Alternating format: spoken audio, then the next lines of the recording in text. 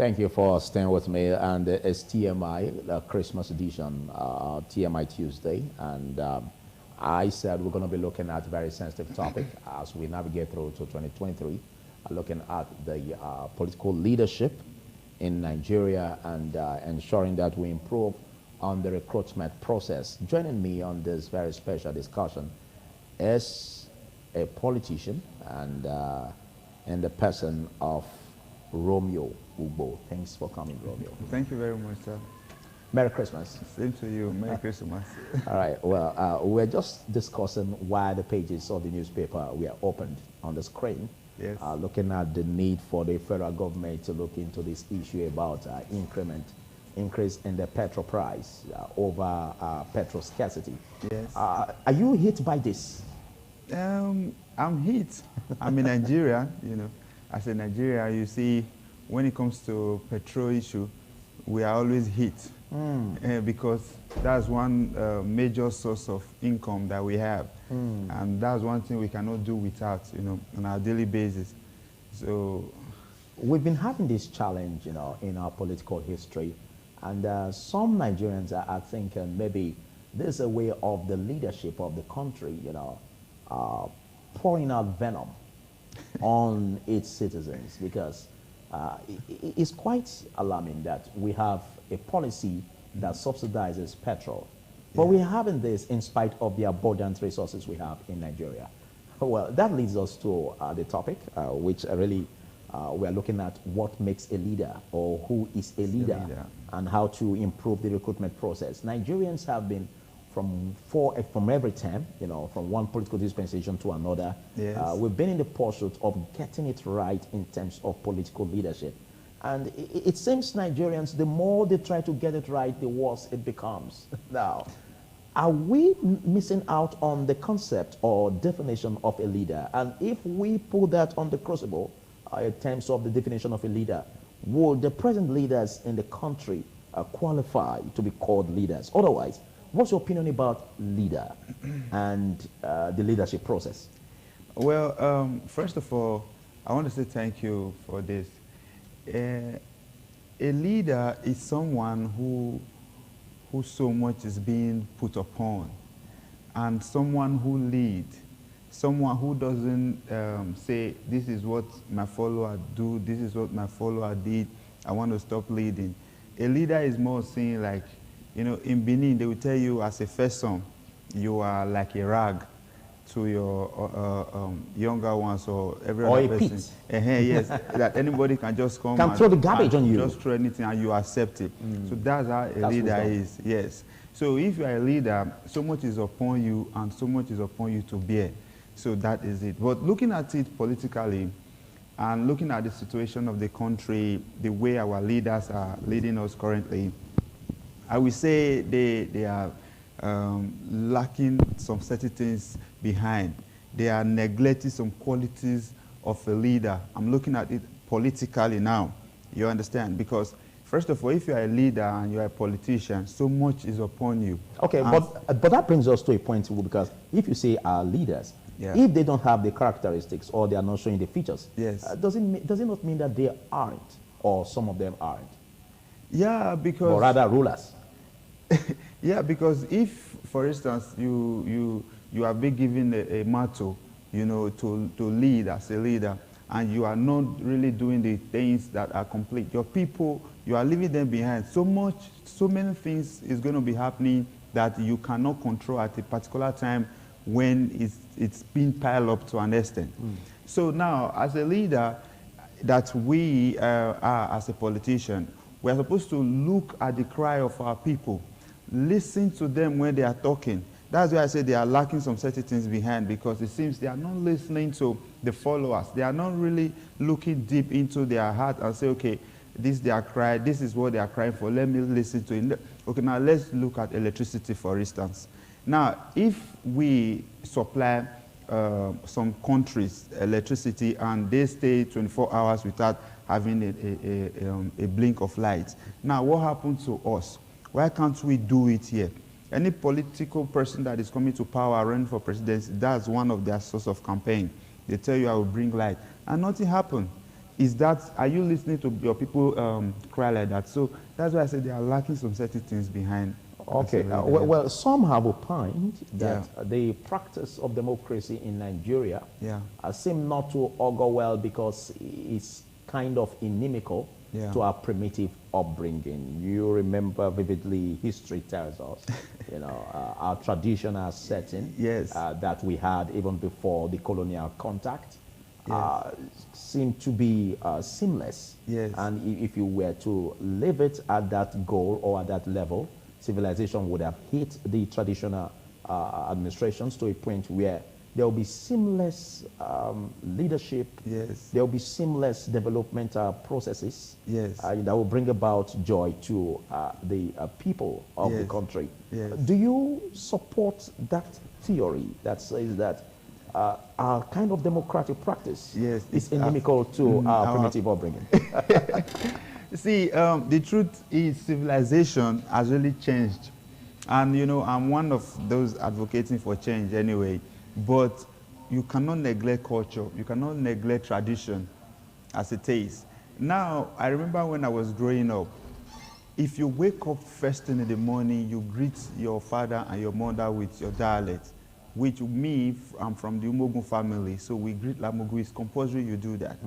So now, the civilization is here. When you wake up in the morning now, some parents, some children don't even greet like that anymore. They just greet you good morning. They just tell you how they go. Now, it still boils down to leadership. There are some certain things those days. Now, in my mother community, let me just chip this in. We have 8 grades, we have everything, and power is being delegated to them accordingly. And everything was working perfectly then.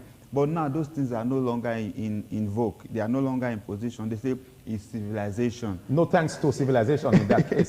They say civilization. So, but if we should still sit down carefully and bring in this culture into this civilization, I think there's a way it will help us. Okay, there's a way it can blend. Yes, it can blend. With our democratic practice. Yes, when we are not carried away fully. All right. Yeah. Well, it's TMI Tuesday, and I'm looking at the issues about political leadership, getting it right, and looking at improving the recruitment process. And my guest has been Romeo Ugbo. Well, we're going to be taking a break, after which we are extending frontiers of this discussion, where I'm going to be having an expansion of our guest on TMI Tuesday. TMI, every opinion counts. 2023 political leadership quest, improving the recruitment process is the crux after this discussion. And while we had a break, we are opportuned to be joined by a lecturer in the Department of Political Science, University of Benin.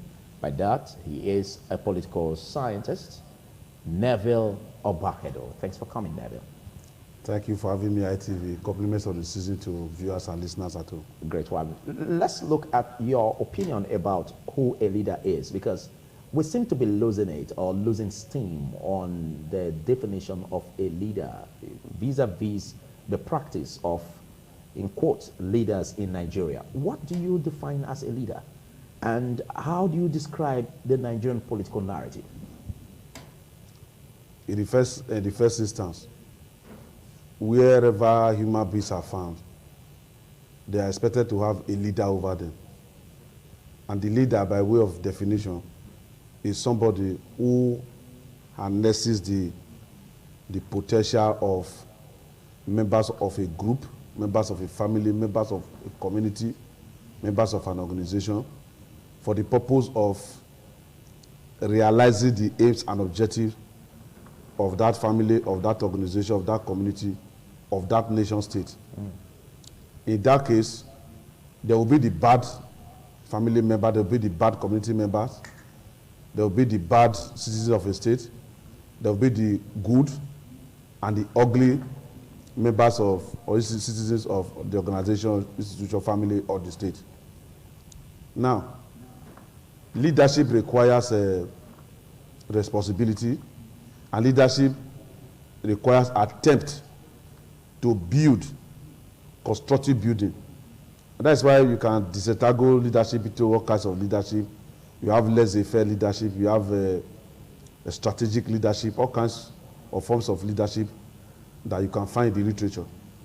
But when you lead, when you now connect leadership to a nation state, as we are talking about 2023 and we are talking about leadership, the first thing that should come to mind is the way, because we are talking about democracy, the way democratic political parties throw up those, yes, throw up those who will preside over the leadership of that party, and throw up those who will represent them at a general election or by-election, as the case may be.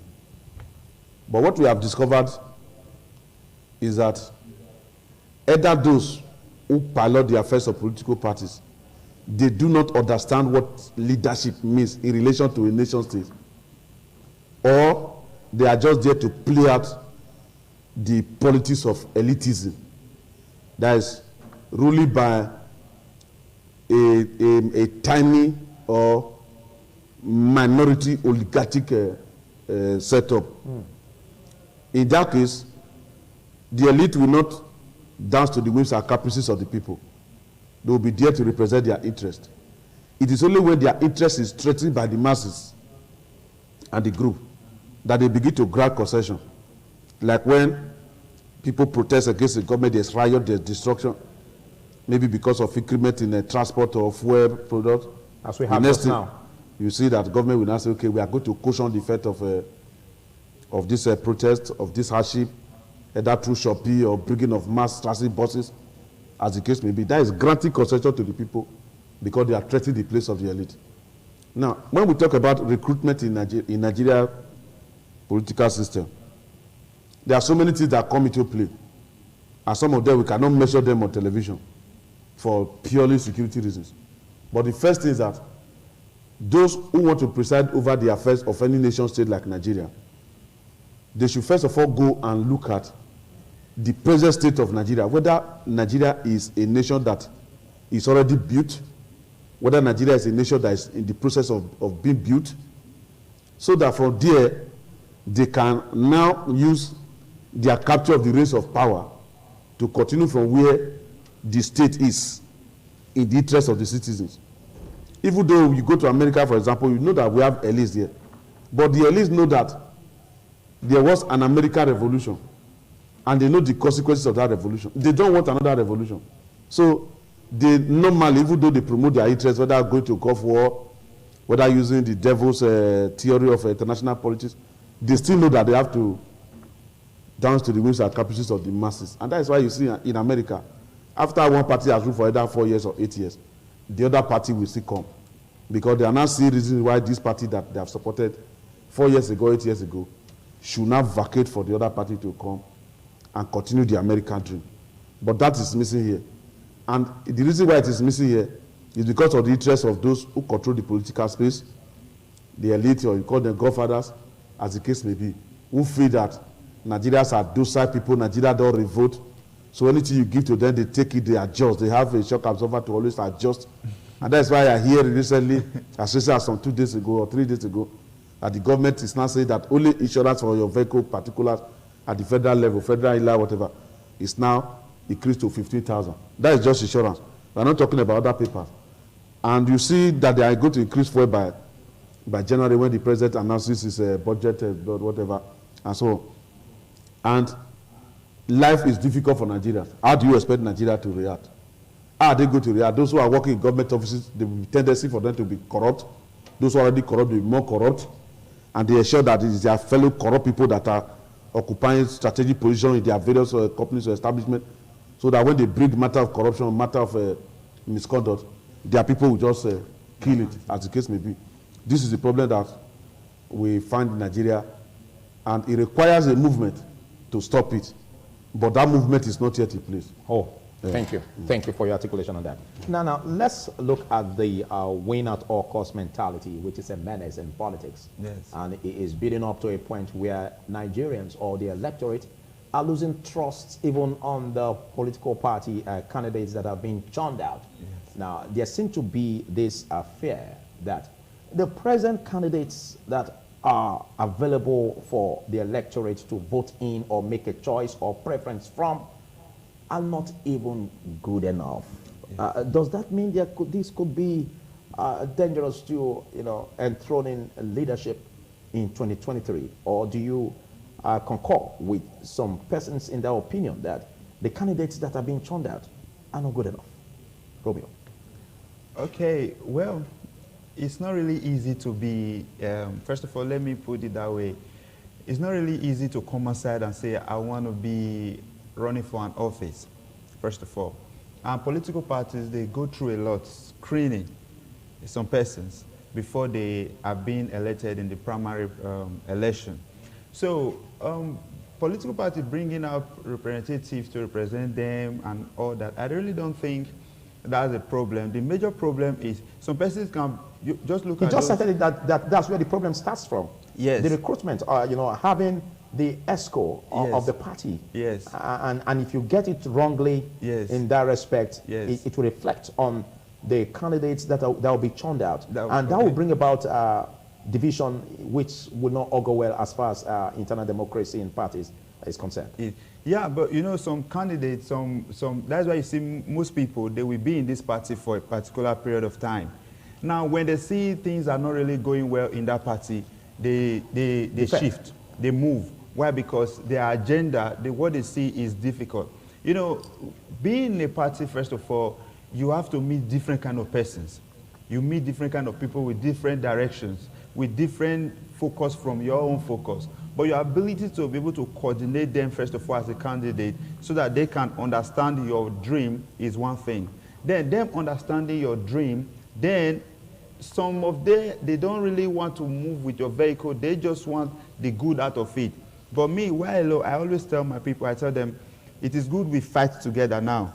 If we really fight in one cause, we will get there. And once we get there, things will be better for us to move ahead. So now, we all have to go in one accord.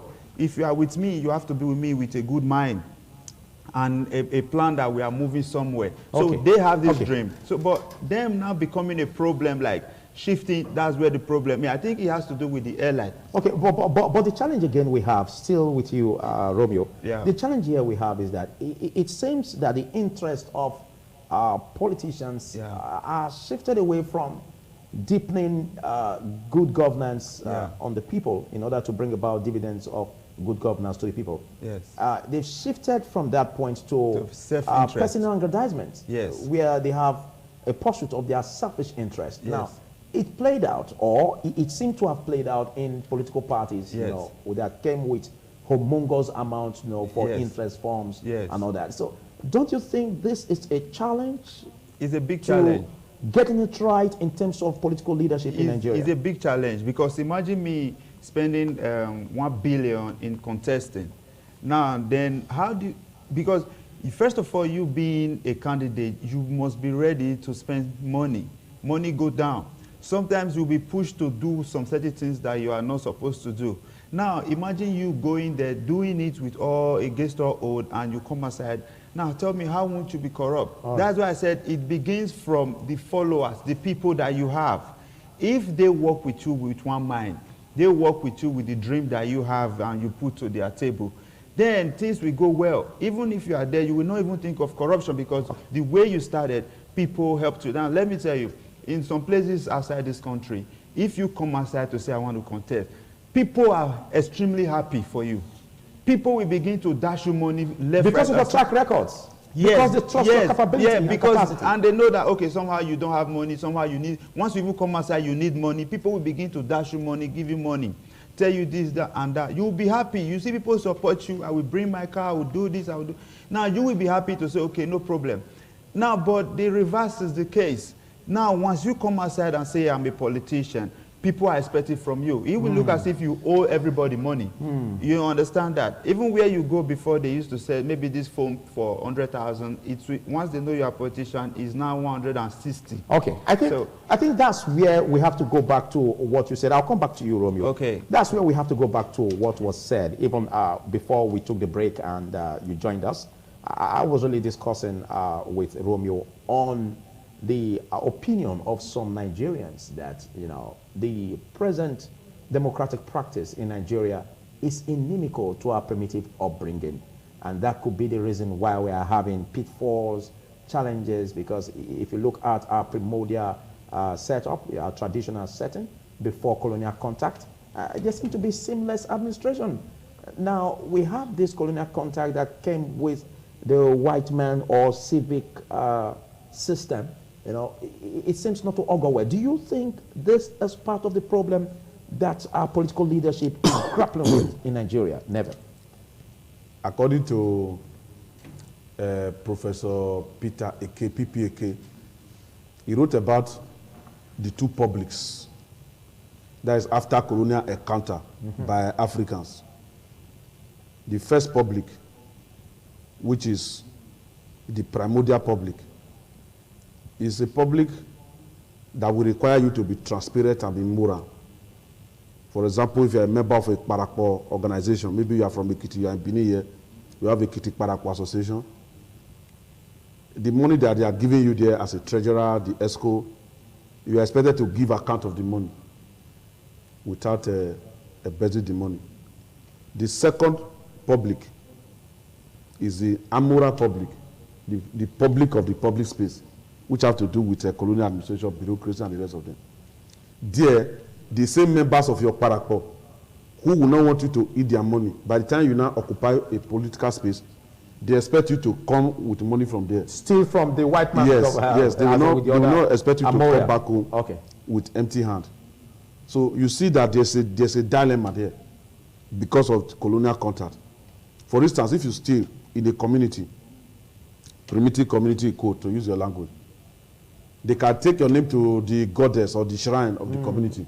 Where justice will be administered. Yes, and they place a cost there. So person who stole this thing that we did not see, in 7 days or in 1 month or in 6 months, we want to see the manifestation. I'm sorry to cut in. Even at that time, although I was not opportune to witness that anyways, but I read in books where you will, no, to some extent, I witnessed it, where you will even, those who are even selling, they don't even need to be by their wares. They will just leave their wares there. Yes. And people come and they know the amount, they pick it and they drop the money. Nobody steals. How do you compare that? So the situation that we find ourselves now is a situation where a politician will be elected and they say, okay, are you a Christian or you're a traditionalist? On the day of their swearing in, all of them will say they are Christians or Muslims. They give them the Quran. Even though many of them, they may go to church or they may be Muslim. But if you go by midnight, you will see them with traditional yes, all those native doctors, you see them there performing spiritual things. If you go to the market like only a market where they are selling goat, dog, pepper, all those things, you will see that their prices are going up. The question is, who is buying them? Yes. Is these people that are buying these things, and not those who are looking for power by all means? Now, that is by the way.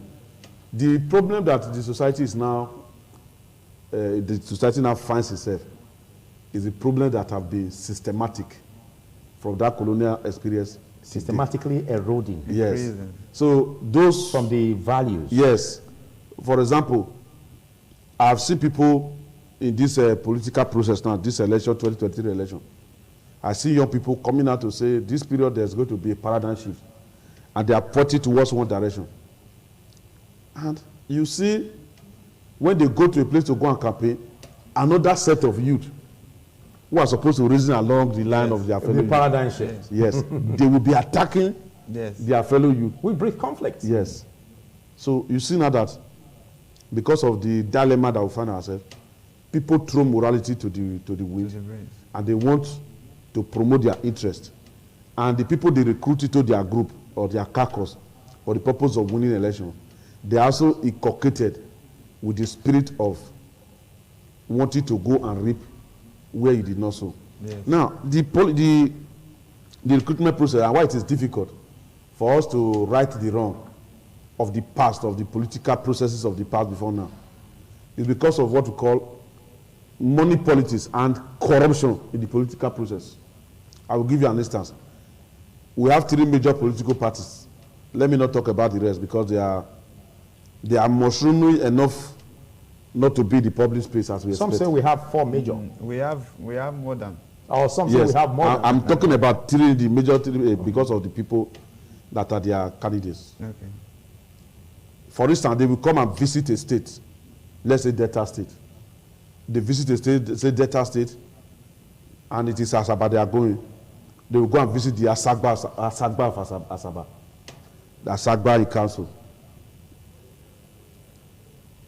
The president will go to, for instance, the president is going to Asaba to go and campaign for APC, because it's APC person. By the time he gets here, he would like to go and pay cousin visit on the paramount ruler of that place. Traditionally, you cannot go and visit a king and come with empty hand, and go there with empty hand. Yes. You go with kola nut and some other things. You will drop there. If the president is still going to go to all the 3 senatorial districts, he will visit. The traditional rulers may not stay in one place, may not be their palaces for him to. They will assemble there in one place to say, these are the traditional rulers of this senatorial district. Yeah. He will drop money there. He will go to the other district, he will drop money there across the country. Yes. What about the people? Wait now, if it is governorship candidate, he will do the same thing. It is now like a routine. Yes. Okay. If you visit a palace and you just carry kola nut there without dropping money, I'm not sure after you have left, they will say, seen as a sacrilege. Yes, that is that. If the presidential candidate or the governorship candidate is going to see religious leaders, let's say Christian leaders, other PFN or Christian Association of Nigeria, yes. Same way it goes. He is expected to drop money there. That's monetizing politics. Yes. And if he's going to have security briefing, maybe they are going to have security briefing with the Commissioner of Police, AIG or the GOC or whatever, the army officer they are going to post for that election. He is also going to go, the parties will not go there with empty hand. They are going to drop money there. Okay, but you see this as a menace. Yes, it is a menace. Oh, okay, it is a menace that is affecting it. Does it take a right leadership to change the narrative? Yes. Are you sure this can change? Because it would be very like what difficult. You said, like I'm coming to a polling unit. It has to do with I'm coming to polling unit. I'm coming to polling unit. On election day, or during that election, maybe 2 days, 3 day election, if they will post army officers to all the communities in Nigeria, all the communities, and the political leaders of all this area, whether PDP, APC, all of them, they will go and meet with the officer in charge of the area. Officer, I know your men are here, this and that, so it's not going to be easy for you to take. It's not on the basis of philanthropy. No. It's on the basis of the personal interest of that political leader. They will not collect the number. Say, let me collect your number, officer. Maybe I'm a captain, maybe a major. They collect the number. It's okay. This is my community. This and this and this. So let me give you the number of my boys on the ground. And that would be the same thing with the police. Position. Yes, the same thing with the police. I always go to my community to vote in every election. I travel from here to my place to go and vote. And I notice that even in my polling unit, you will see policemen that are posted there to ensure that everything is done peacefully.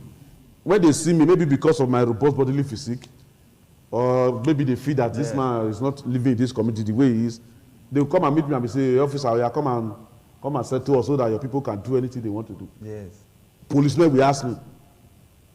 So, and as they're asking me, that's why they are going to ask my people, my sisters and brothers who have money, who are well to do, who are connected to that election, to the victory of that election. So, the question I want to ask, the question I'll be asking people, they say on election day, collect money and don't vote for your conscience. The people want to give you money, they are monitoring you. Either they give you the money before you go and vote, or somebody will follow you to go and vote because they would have bribed the police. Yes. Police cannot stop anybody from monitoring you. Yes. Or they will go and wait immediately after you have voted. Somebody will be standing there to know whether you have voted for the party they gave you money for. They are there to give you the money. Okay. That's why a lot. Okay. So what I'm trying to say is that the recruitment process in Nigeria, it's an Herculean task. Yes. It's not as if we cannot improve on it. Okay. The way we can improve on it is through a movement, because the corruption is a threat. The only way we can stop it is through a movement. Let's look at where we are coming from. Now, we have this challenge of poverty, that is really crippling into our conscience. Yes. And some have said that you give a change or make a difference in this direction where there is good remuneration for the civil service, for public, for the law enforcement agents. Yeah. If they are well remunerated, like we have it in other climes, this will go a long way to check this aspect of bribery. This will go a long way to put a stop to always collecting money from people, you know, in the sense that that will help to check the process or the system. Do you think this could be a way out of it if the system improves on remunerating the civil service and, of course, workers in this right? Well, we're talking about the recruitment system in Nigeria. First of all, we have to know that everything needs change.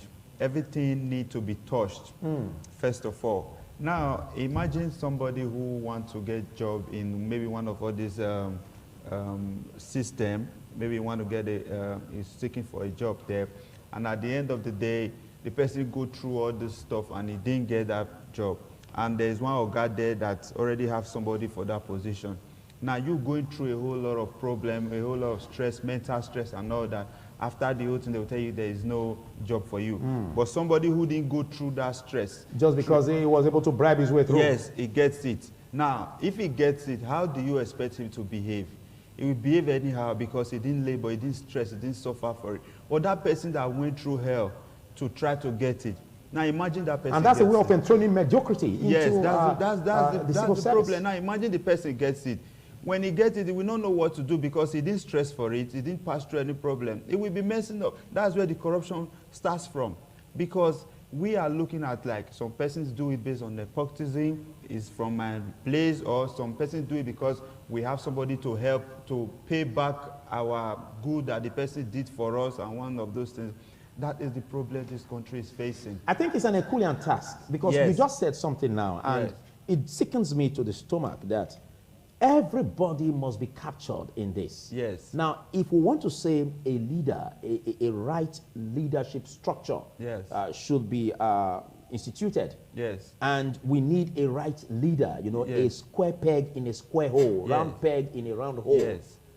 They are still going to have a problem with fitting into the society because the people who are already used to a peculiar way of doing things yes. may not welcome that approach or that development. Yes. And that could kill the movement. The movement, yes. Yes. Kill the drive that yes. the leader, the said leader, yes. is bringing. Yes. But in all of this, do you see hope among the candidates without making mention of the names? Yes.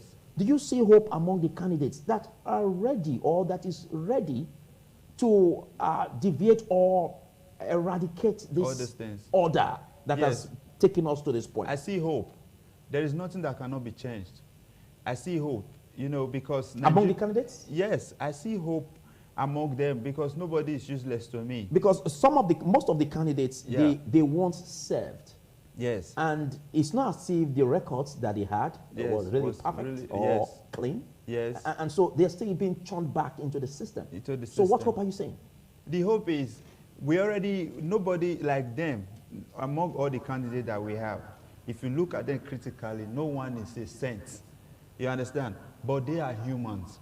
If they really have Nigeria at heart, I see them as a Nigeria, I see them as a patriotic Nigeria. First of all, let's keep the personal interest aside.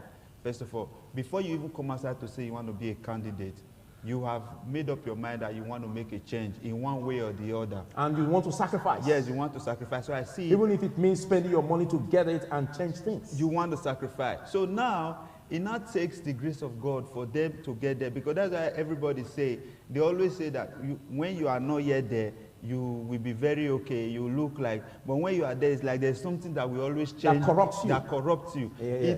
It's just you. It's you, and you. Okay, but can the system give energy, give oxygen, give survival yes. to such leadership? Yes. To progress yes. And bring about a perfect system or a near closed circuit system yes. For you to make a change. We can say we can get it right. Because yes. one thing was said just now by yes. Neville, that even when some youths are saying that this time around we want to make a change, they want to make a change, some the paradigm shift, to others are going against it. Yes. And if that happens, it means that the process will still remain the same. Will be tempered with. So how do you tackle such challenge? Yes, the only way to tackle the challenge is to first of all put God in it. God needs to be involved because there is nothing that cannot be done by God.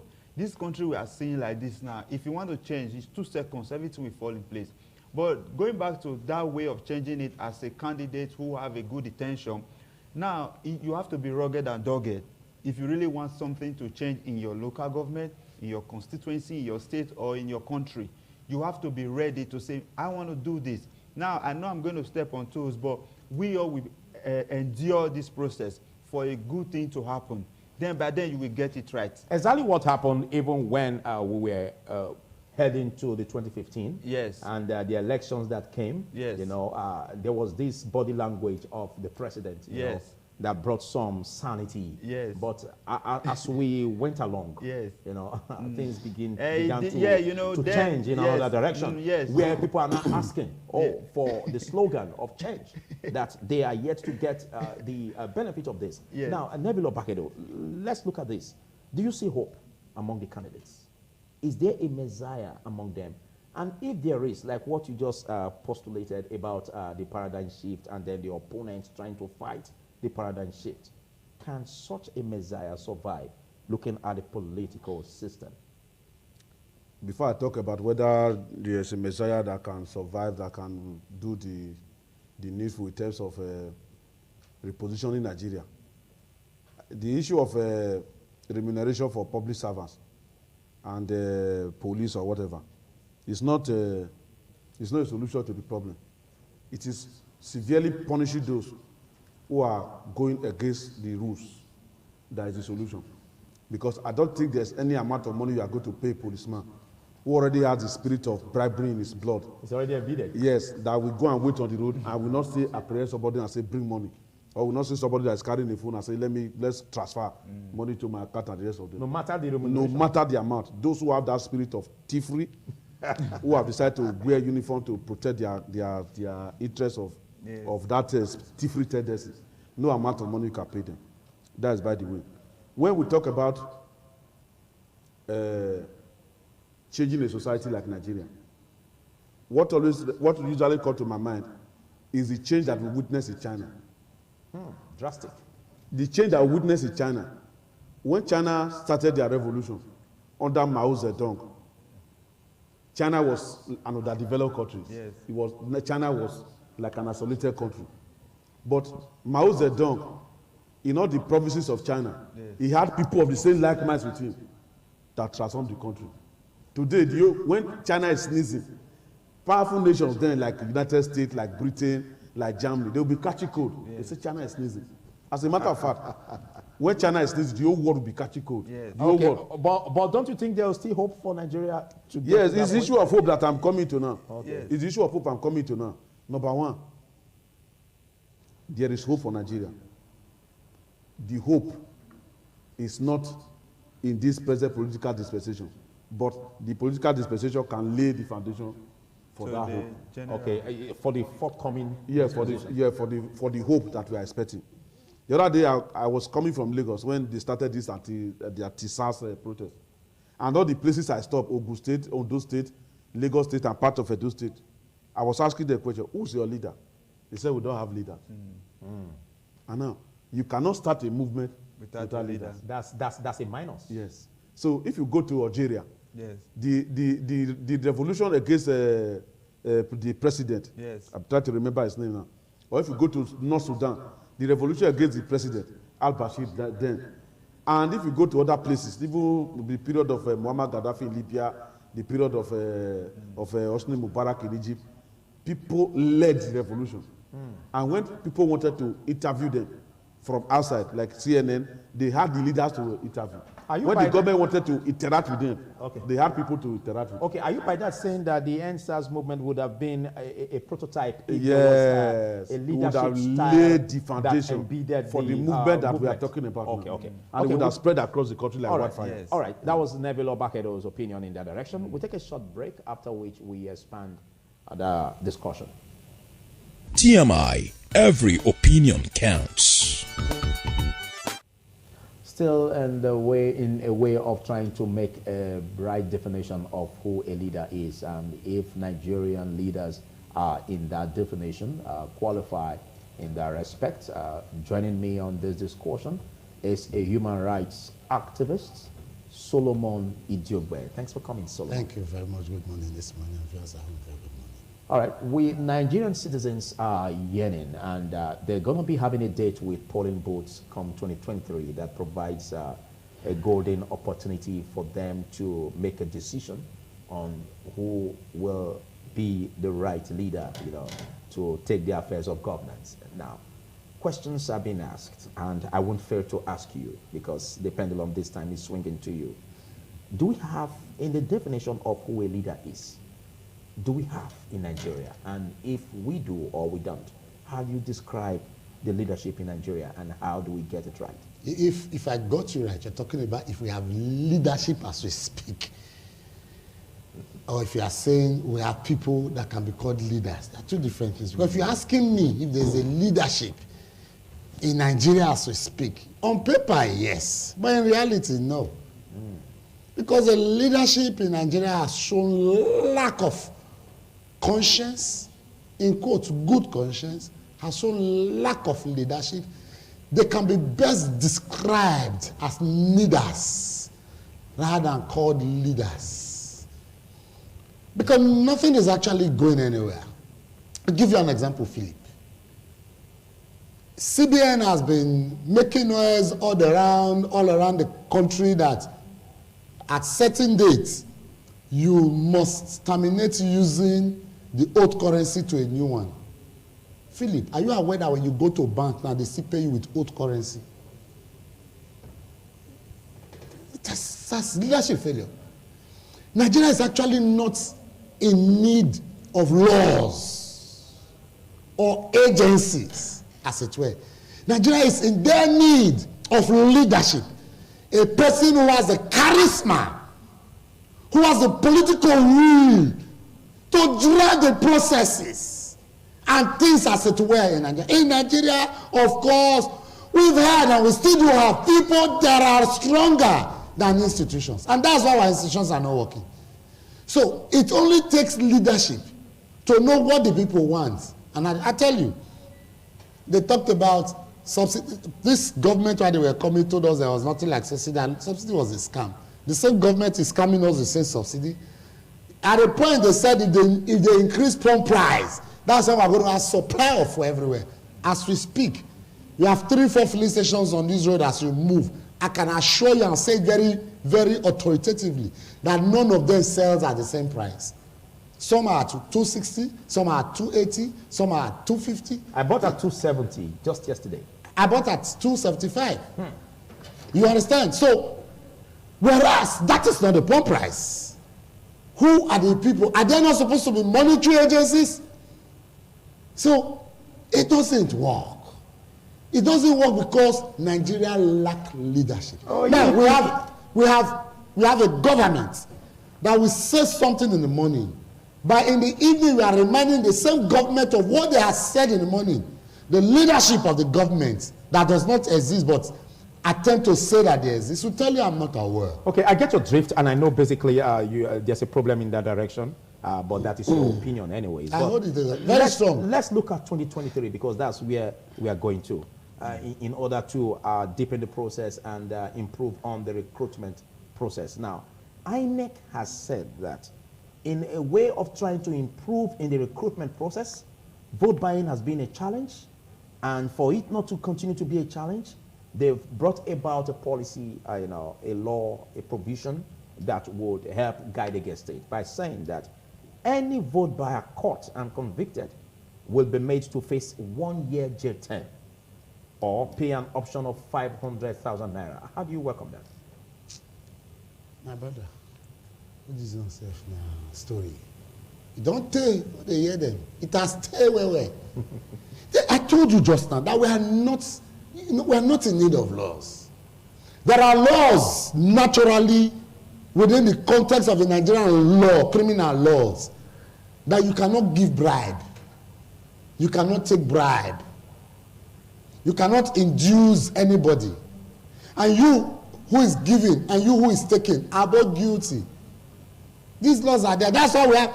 Are you aware that ICPC is basically to look into people doing corrupt practice? And what they term as corrupt practice, Philip, if you are, as a broadcaster right now, you are the anchor of this program, and I'm giving you bribe to induce you to get me favor in your program. just as you are guilty of collecting, I'm guilty of giving. I can never collect it. No, I'm saying you are giving an instance. Yes, of course we don't give. You can't give. Yes. What will I? You are going to give us. I'm just giving an instance. Philip, do you know, because as a cost of a presenter, I now buy you a dress, and you are getting it as, in quotes, gift. It's seen as though you are using your office to attract, to curry favor. Yes. You are also guilty of an offense. Unless it is just on a friendship basis. But if you are, for instance, you are occupying an office and people are bringing vehicles to give to you, for instance, and you are seen as a corrupt person. I'm telling you what, because people do not know some of these things. That people occupy offices and then they say, somebody just dashed me, there's a 350 RX. You are using your office to curry favor. You have committed an offense. That's what I saw it in ICP's laws. We have them codified in our laws. But in there, how many people have ICPC convicted? Just to give you an example. So when you tell me Annex says it's been in the laws, okay, but is that you cannot even spend. Is it not because we have not gotten it right in terms of having a right leader, like a round peg? We are saying the same thing. And that's the reason. We are saying the same thing. Are you saying that, or another point that is still being posed is that even though or if we have the right leader, the system, needs to be transformed in order to make it work. Otherwise, the people who have been used to this practice may rally their opposition against such right leader. Don't you think it can come in that direction also? And don't you think that's what we could be faced with under the President Muhammadu Buhari's administration? Rallying rounds, it's a big thing in Nigeria. People do not know how to rally against. That's what I mean. Rally against. Rally, I know. Like in 2015, when the president came on board, the body language was able to check some things to a point. But it was like it was like it changed later. Don't you think that could be as a result of the people or those around him trying to obstruct the change that was coming with? There was no body language. What do you define as body language? Because I don't want to be disrespectful. It was an assumption. Because the man came in the matter, I am for nobody and for everybody. The man came in the matter, I want to fight corruption. So people were like scared with the way he was talking, especially coming from a retired general, knowing its antecedents, the brutality, being a military head of state as it were. People were just, it was an anticipation. If you like, I tell you it was an illusion. We were just dreaming, thinking it will happen. There was no body language. Right from day one. Let me tell you, I was at the state CID some time ago, not now, some time past, when a senior officer was complaining that there are certain tribes they cannot arrest. Before you are even done collecting statement, there's an order from above that if there's no vehicle, use your vehicle to go and drop them where you took them from. What this government has shown to us is a complete animal farm. I do not know if you have read Animal Farm. Let me ask you the last question before I swing the pendulum to the other guest. Now, do you see hope among the candidates that are being churned? Yes, yes. And if you say yes, because from the major political parties, we still see those who were in government and who may not have a very clean track record, or some may have. But a lot of Nigerians are having this distrust that is the same thing, being churned back to them. And if it happens that there is a messiah among them, won't the people, or won't money politics also, coax the emergence of that messiah? Because Neville Obakado, before you came on board, was speaking about a paradigm shift that some youths have decided to go on. And then another set of youths are also opposing that paradigm shift. Yes. And if it happens that there is an equal reaction to that, it means that such a messiah will not emerge. So how do you think, or what do you see as a way out of this to bring about a clean emergence of the right political leadership that will change things in 2023? Answer your question, if there's a Messiah, well, we know there is a Messiah among them. Let me tell you, Messiah in the terms of there is somebody that Nigerians are hopeful will do something. Let me tell you what Nigerians are in need. Just like Nigerians hoped in 2015? And was dashed. Or is that, I don't know, are you saying that it's going to, are you It's saying not like- it may not be different from that? No, it won't be like 2015. Like I told you, I said the man came with the concepts that Nigerians thought was going to work. But somebody has a track record. Each time he speaks, he say, go and verify. We know the person. Now, but let me tell you this. For the first time in the history of Nigeria, young persons are gathering together. If you like, have gathered together that we have a focus. I tell you, don't deceive yourself. Just check across the big political parties even. The so-called big political parties and their big wigs, 80% of them are, on the other side, as it were. Yes, than their party. I've seen a political bigwig on a neutral ground that told me, look, I belong to X political party. But I tell you, my interest will be for my senatorial districts and those there. But we need a change in this country.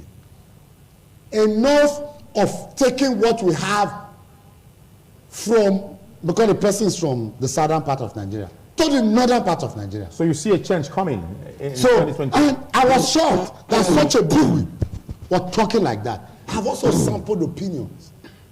People are tired. Let me tell you, it's not like Nigerians believe that that candidate is the best. Nigerians, like Oris Uliki would say, give me local sugar, finiti, me no want no cake. Just give me little sugar in my tea. I don't want a cake.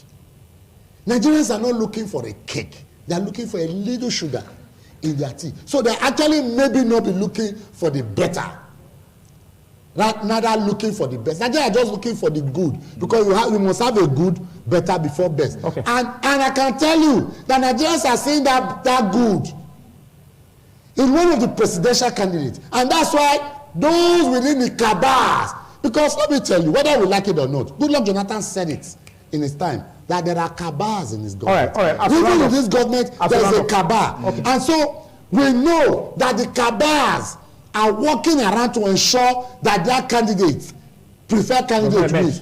But the Nigerians candidate, I can tell you for the first time, Nigerians have a candidate. Okay, to make this work, to make this work, I asked him that question, Yes. Romeo. Yes. I want to ask you and Neville the same question. Yes. Starting with you, Romeo, let's look at the process or the approach of the electoral umpire, INEC, Yes. in making sure that vote buying is punished Yes. with an option of fine of 500,000 naira and a year's jail term. Yes. Do you see that as a way of deepening the process? Well, that is a starting point.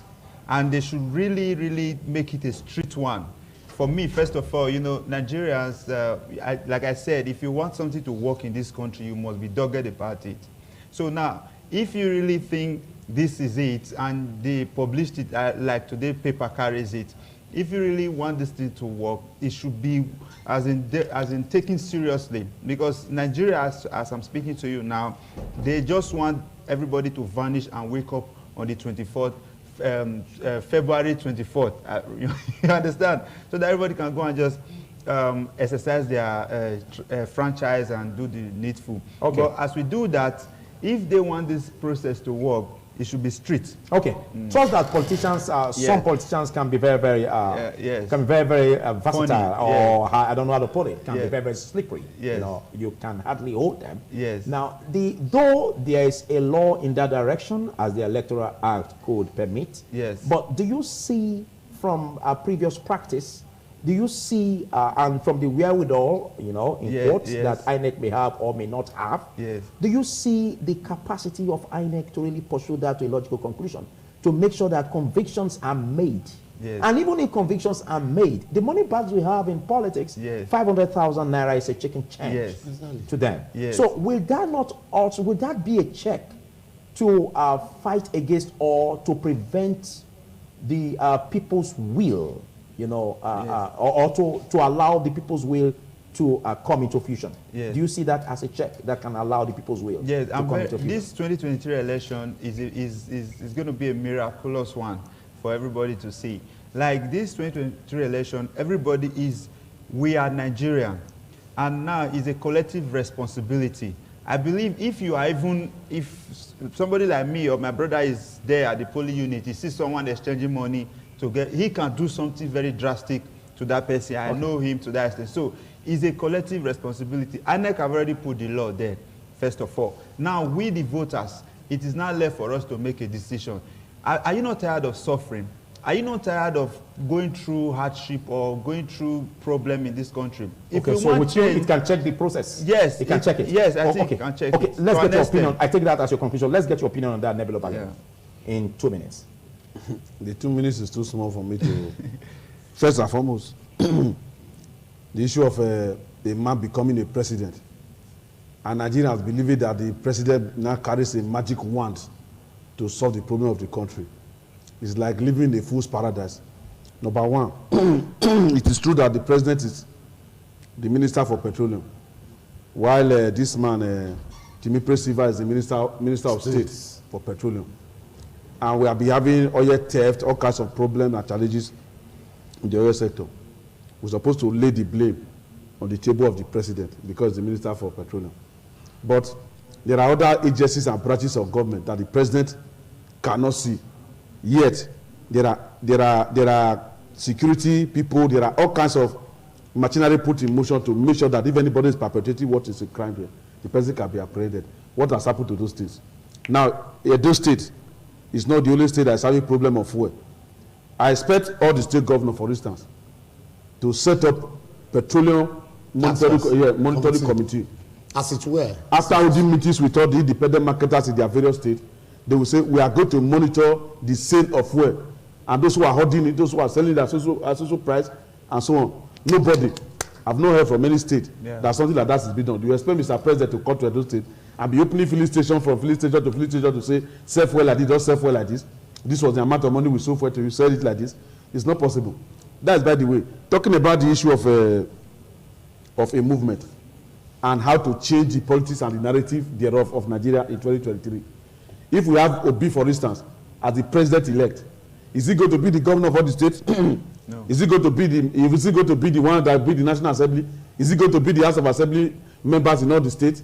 Is he going to be local government chairman in all the states? So it will put an end to the menace. The way, as I said earlier, the way to solve the problem of Nigeria is everybody must be involved by a constructive movement. I don't want to use the word revolution because revolution is going to be a systemic transcendence of the Nigerian state. Constructive revolution, where in all the nooks and crannies of this country, there are people who imbibe that spirit of that movement, so that when the movement starts with the president or with the election of the president, the movement can now spread across. Thank you. So without that one, it will be difficult. Yeah. Now the issue of vote buying. Okay. You see, there are laws and there are laws. Jesus will say that the Sabbath was made for man, not man for the Sabbath. So the laws that have been made in Nigeria, sometimes we see how they are being used, how they are being implemented, how judgments are being carried out over such cases. Because I'm a field person, I'm not just people call me an activist. I don't know whether I'm an activist. Hit your point in 30 seconds. I'm an analyst. I'm a civil society person. I'm a grassrooter. So there's no part of this country I've never visited. There's no part of this state I don't know. And I know that the way the law is constructed, it will be difficult to implement it. Okay. Because if you go to certain places, I don't want to, there are some examples I cannot mention here. I would have liked to make examples in my own area. Thank you for your articulation. So it will be difficult, but let's hope and see whether such people who are going to buy vote and those who want to sell the vote, whether they are going to be apprehended and they are going to be brought to book. Okay, it is this 2023. In 1 minute, your expectations in 2023 in this regard? Looking forward to Nigerians making a very large, huge statement, making a big bang on that we have decided, because I'm aware that Nigerians have a candidate in these elections. Nigerians are gathering, they are mobilizing. no matter what the government, as it were, that we refer to as governments, try to do to coerce Nigerians into theirs, Nigerians are resolute. And I wish Nigerians a very happy Christmas and a prosperous New Year. A prosperous one in the sense that we'll go there on the day of elections, cast your vote for the candidates of your choice, a candidate that the Nigerian people have chosen, a candidate that will change Nigeria's narrative. Thank you so much. From a consuming nation to a producing nation. Thank you, Solomon Ijogbe. Big thanks, Neville Abakedo, and of course, a big thanks to you, Romeo Ugbo, for your dexterity on this edition of TMI. A lot has been said, and 2023 provides a decision-making opportunity for the electorates to have a destiny with their polling booths in 2023 and cast their votes in order to make sure that they get it right. And we can only say that a lot is expected from us as electorate and, of course, as politicians. Big thanks for taking our time to be part of this, and I'm still wishing you Merry Christmas and a prosperous New Year 2023. Coming next is Business Rendezvous with Dennis Opik's crew. Happy viewing.